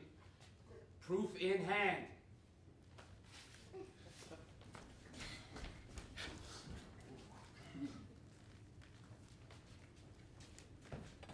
Sorry. I hope my servant didn't startle you. Were you on your way somewhere or just passing through? I live here. Ah, yes. You know, whenever I'm in your presence, I sense a splash of expectation, a splish of excitement, a soupçon of fear and trembling. But tremble not. I just might hold the key to quell your qualms. Trust me, you don't have my qualm key. Oh, come. Tell me you like me a little. Let me put it this way. If you didn't exist, I wouldn't make you up. But there must be something I can say. Something I can do. Last night you said you were a poet. Amongst my other talents, yes. I'd like you to compose a poem about me, right now, out loud, off the top of your head. I see. Sort of a stream of thing. Okay. Give it a shot. Oh! And it has to run. Oh! With my name, Maria Antonovna Skavaznik Dumakarovsky.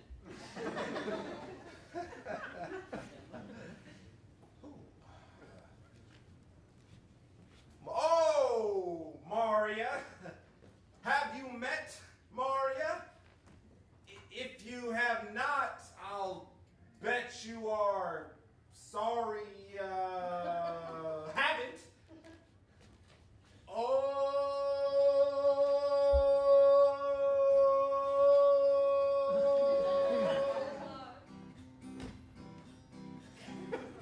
I do not mean to hurry ya, but I think that there is nary a woman quite so fair as Maria. Not Natasha or Masha or Varia, just Maria, my Maria. Oh, I wish I knew an aria from an opera aria. A leper is a paria. Pariah. Isaiah for Maya, Mariah. Mario, have you met Maria the mayor's daughter? Would you lead you to your own again? She'll really have you begging, la-di-da-di-da-da-da-da.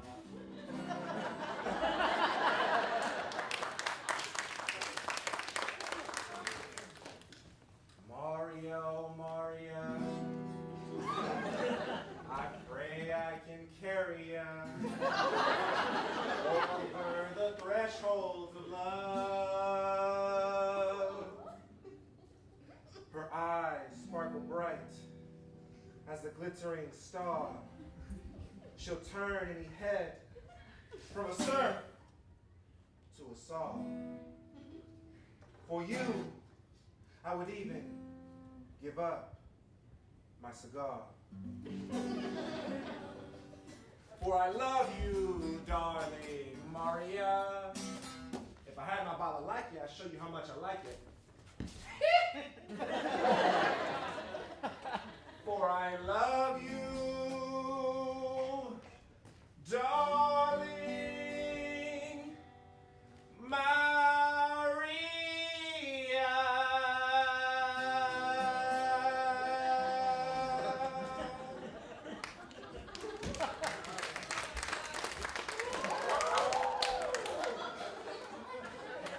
What do I get if I rhyme with Skaboznik Dumakanovsky? I love you. I love you since that time when you turned red, then white, then green. Say you love me too. I love you. I love everything about you. I love that sash around your waist. I'd like to be that sash. To hug and to hold you. And if you lost weight and I slipped a few inches, well, isn't that what a sash is for? I must give myself to you at once! Wait. You mean we're gonna make love, and I'm under no obligation to woo you? Haven't you ever seduced a woman without talking? I didn't think that was legal. Maria! It's Mama. Quick, as soon as you can, get out of here. I'll meet you down the lane at the fountain near the church behind the chapel wall. And from there, we'll make our escape. And I will treat you to every delight. Down the lane at the fountain near the church behind the chapel wall. Yes. But wait! Give me a keepsake I can hold close as a remembrance until we meet again. Here. You want it to be it, so study its ways. Come here.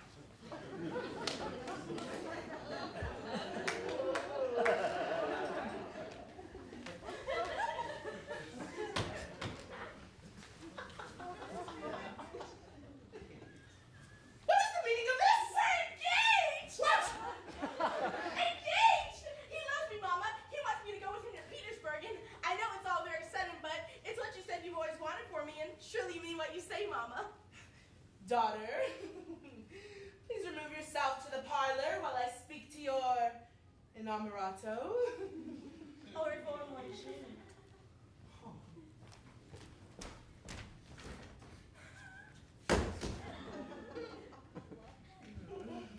Sit. So, alone at last. Well, not really. I'm here. Master of logic. Such a rare experience to banter amusingly with someone of wit and intellectuality after being out here for so long. Out here for so long? You didn't think I was from this backwater, did you? No. I come from a different world. Mine was a very cultured upbringing. We had a book, and my mother whistled. Not that I haven't tried to make a home here to find fellow thinkers and like-minded people with the cultivated bent. Oh, you've had it rough, haven't you? Oh, I like it. Never mind. Naturally, I've tried my best to keep up appearances, but it's hard. Not only is it hard, it seems to be cocked. Oh, no. That's my pistol. Must have had it there all night. Violent as well as handsome. How dare you flirt with me and then make love to my daughter in my own house? Well, my house is too far away. Maria must have charms her mother missed. Oh, no. Don't say that. Maria is like you in so many ways. Is this like Maria?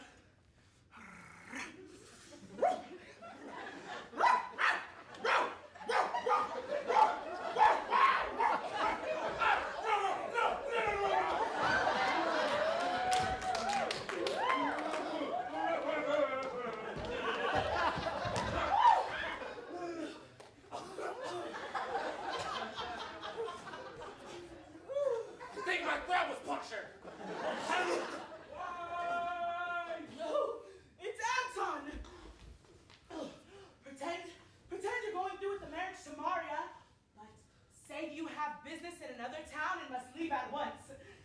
after you drive off, I'll meet you below the big oak tree at the bend in the road behind the inn. Below the big oak tree at the bend in the road behind the inn. Oh. And this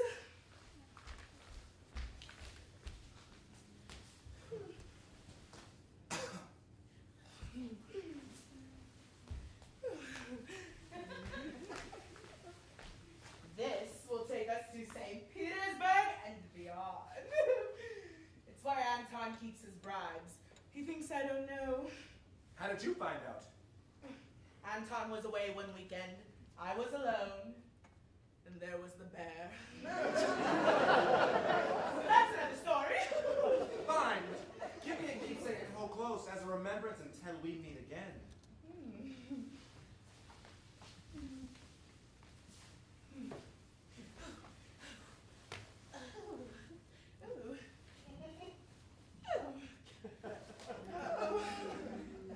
Here. Is that your garter? Is that a little arrow on it? Think of it as a road sign. Where is everyone? I'm ready. Whenever I say, follow along. Ooh, I will, my love. Whenever I say, follow along. I will, my love. Here you are, Excellency. Oh, I know people have been barging in today, and whatever they've been saying about me and my administration, they're all liars. They're all venal malcontents who can't get up in the morning without tearing down the successful and good-looking. I don't disagree in the least. What they've been saying, I've been sentenced to immediate execution, followed by hard labor, with no chance of parole. Hamir rules, my friend. Hamir rules. You have nothing to fear. Nothing at all. That is, unless you dread the notion of me marrying your daughter. What? Marriage, sir. I ask for Maria's hand in wedded bliss. Have you actually talked to Maria? We have talked long and learned what lies below. And in 2 weeks, she'll be standing next to me at the altar in St. Petersburg during the annual election of the new district governor, right after the new positions have been bestowed by the Tsar himself. Governor, general, father-in-law to be. I knew it! He came to give me the secret instructions. He came to make me district governor. Governor General Anton Antonovich Wozniak Dumakanovsky. Naturally, we want to keep this under wraps. Don't want to offend any of the less fortunate. Oh, no, of course. Hush, hush.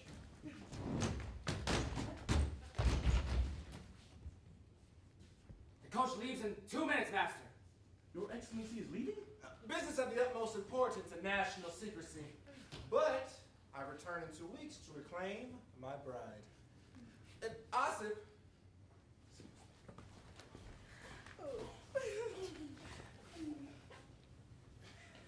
Master, I have a new level of respect for you. Meaning? Meaning I have respect for you. Well, my constables are posted at every road, so here is a pass to speed you safely out of town. Thank you. Won't he be cold in that awful public coach? He won't ride that awful public coach at all. We'll take our troika. Horses too? All 6, but bring them back to do the dancing tomorrow. But still, he should have a blanket, or... What about this bearskin rug?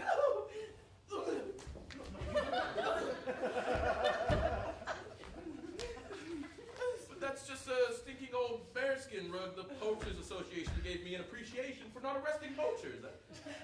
Anton, you wouldn't want your future son-in-law catching ill or dying before he makes his way back to the Tsar, would you? I could beat it out for you first if you have a few minutes. No time. The mayor's troika. We're borrowing for the journey.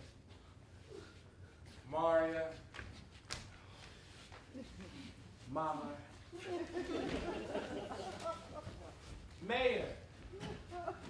My family. I must go now, but know this, that although I may be leaving you, I promise to think of the next time we meet every moment of my journey, including that part past the inn at the church where the big oak fountain rounds that landing bend behind the chapel wall. And sir, on that day we gather to make public your new and exalted position, remember well the reason you were chosen, That was because of your leadership in what this town seemed to represent at this current point in our history. Farewell.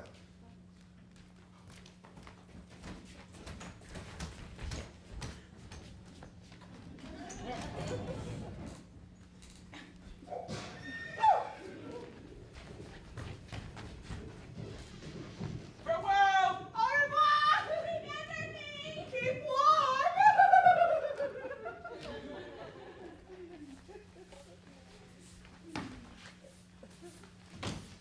Khrushchev, guess what?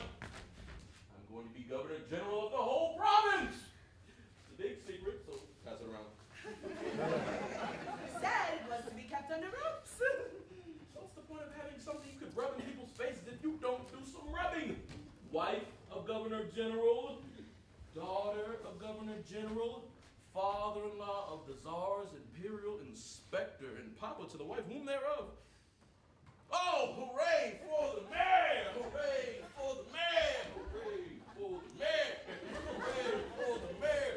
America's got up in the world and the rest of you are still here! Come on, dance, woman. Come on. Anton, you're crushing my bustle. Tear it off. You won't be wearing these rags in the Capitol. We'll change our clothes. We'll change our accents. We'll change everything. Oh, we'll admit we came from the country, but when we do it, we'll do it in that way that says, yes, we still have some poor relatives who still live in those God-forsaken mud dumps, but we were enlightened and came here to the city. We'll pretend we miss the simple, slower pace of small-town life and its traditions, but in private, we'll thank God we never have to come back to this hellhole again. Well, we glean congratulations are in order. You heard? Well, we weren't prepared. News of such momentousness travels fast. Could have happened no better man. Thank you. That son of a bitch. Nothing. What, you repeat everything I say now? Well, We just heard. how did he propose? On his knees, hands clasped, eyes splitting. You should have seen his face. You should have seen his gun. A gun? Nothing says love like a gun. Then he gave us the big news. Maria's pregnant? No. Maria's father is to be made Governor General of the whole province.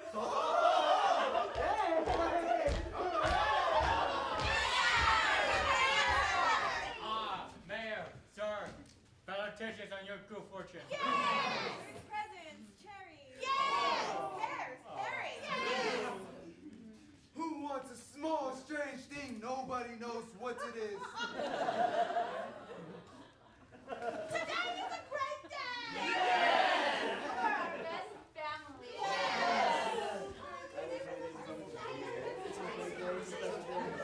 People, townsfolk, please. Now I know you've all gathered here today to congratulate my wife and my daughter and I on our great good fortune. And the right and proper thing to do would be to stand here and tell you all it isn't me who deserves this honor. It's actually all of you, the people of our town who have made this possible.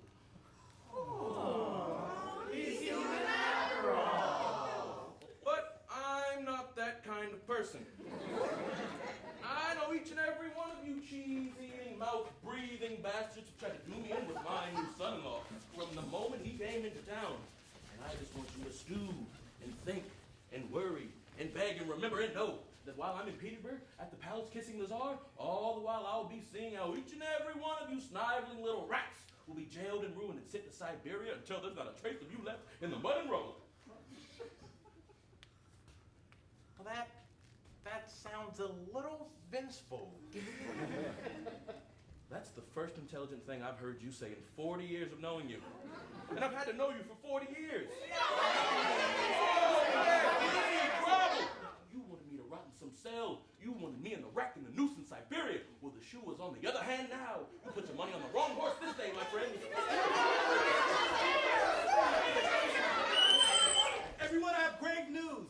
The government inspector we took for whom we thought he was isn't whom we thought at all. What? What did he say? Repeat that. The visitor, the fellow from the city, he's fake. What do you mean? He's no inspector or important government person. Why? Because he finds me attractive? I opened his letter! You opened the mail of someone important? He's not important, that's what I'm saying! I was on my way to the post office not 10 minutes ago ago when that servant of his runs by on his way to the inn and says, "Hey, mailman, I was going to send this from Saratov, but see if you can get in the last back to Petersburg." I only looked at the first paragraph, but it sends a message.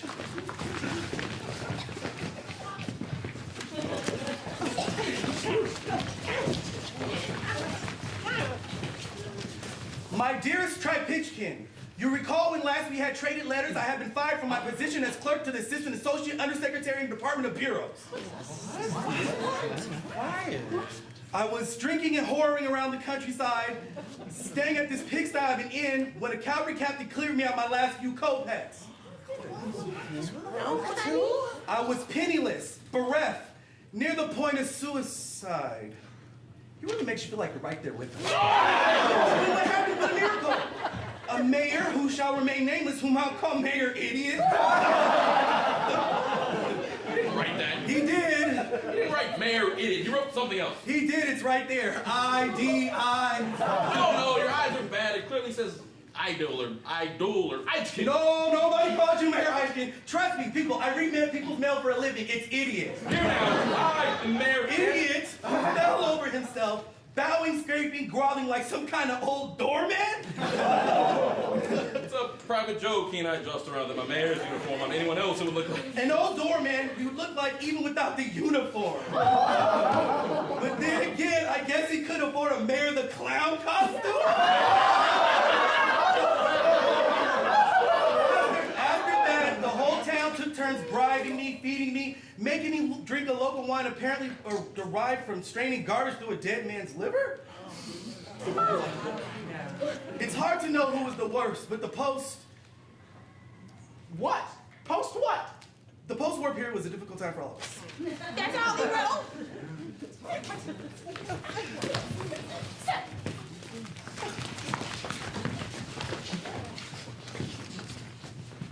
The postmaster may win for being the most repellent while at the same time being the least fragrant. He reads everyone's mail and thinks himself some sort of power broker, but mostly he just reminds me of an old gossip woman with no friends and a bad smell she doesn't know is coming from her.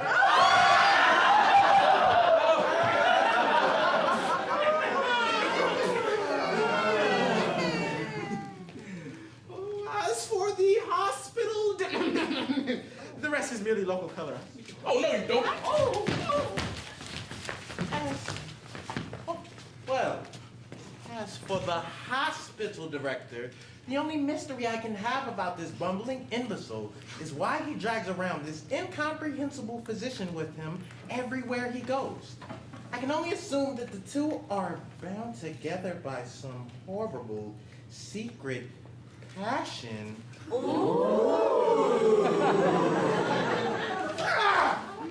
What is hostile? No! And then we have the school principal, who's so stupid that he wouldn't be able to tell if I was making fun of him if he was reading this letter out loud. Remember Hepatki, the headmaster, who hid under his desk and screamed at fear in the sight of chalk? Well, compared to this school principal, Hepatki would be a god.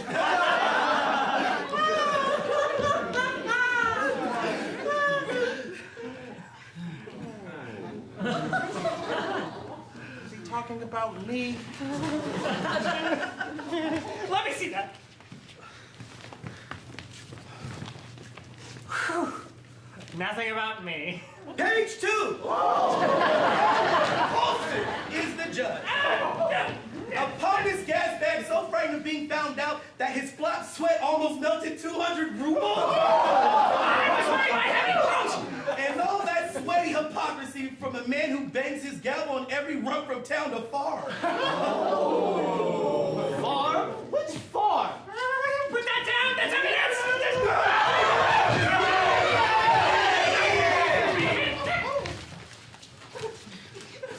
Still, they liked me a lot, so it's hard to hold their ugliness, stupidity, cowardice, corruption, greed, and sheer unpleasantness against them.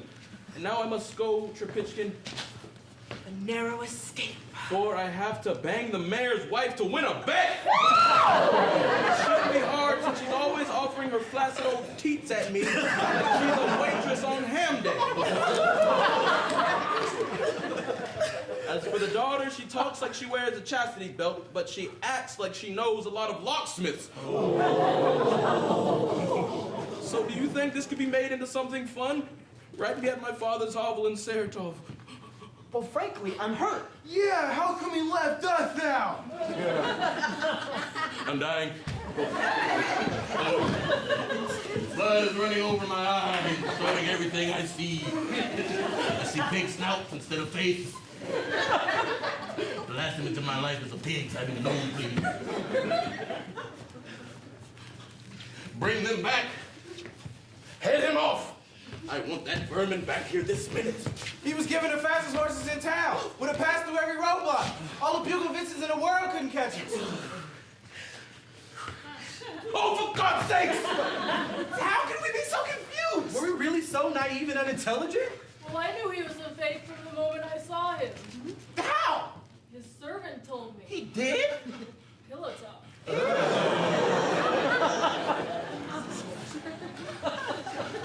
I've been in politics for 30 years and no one's ever gotten the better of me. Not a merchant, not a bureaucrat, not even an Italian. How could one little flabby non-entity get past me? Am I dead? Is this hell? Yes. Hell is knowing what others thought of you when you thought they thought you well. Does this mean my engagement is off? Oh, and my daughter's an idiot. Stands the reason she's the daughter of Mayor Idiot. Only she's her mother's child, so she can't be all idiot, just half idiot and half slut. Don't say anything you'll regret. I regret everything I've ever said and done in my life. What's left? Oh, wait. I've overlooked something. There's a bright side to all of this. We're going to be in the newspaper. Our names will be read in every rag in Petersburg. Does that mean our names will be read out loud? We'll be famous. We'll use phrases we made popular, like, look at that idiot. He's a mayor idiot kind of idiot. And put down that letter, you postmaster, you.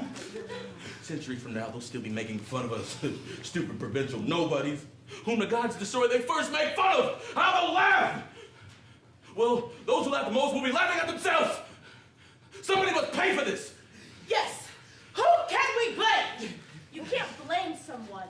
Of course you can blame someone. You can always blame someone. That's what people are for. Well, who started it all in the first place? It was those two. The fat boy and his fat friend. No, we just heard there was an inspector And when we saw them, we naturally assumed. When you assume, you make an ass out of you. Well, and you. Yes.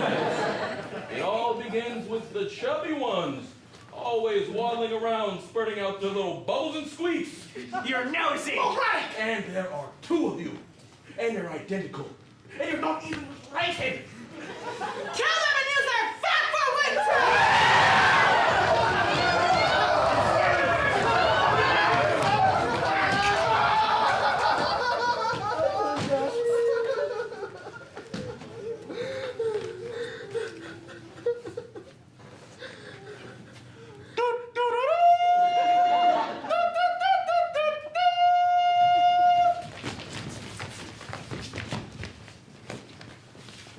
The inspector, authorized by the imperial government, requests your immediate presence in his quarters at the inn. The inspector? He's arrived? No, sir. He's been here incognito for 3 months. What? 3 months? What would it be?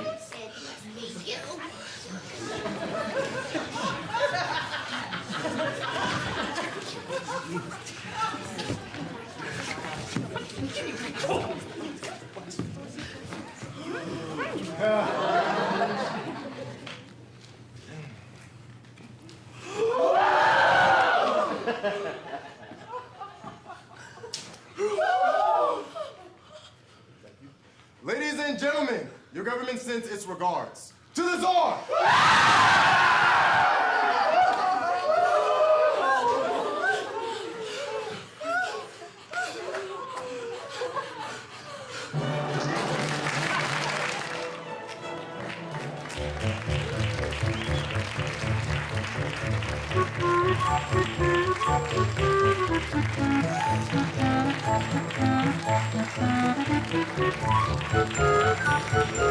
Thank you.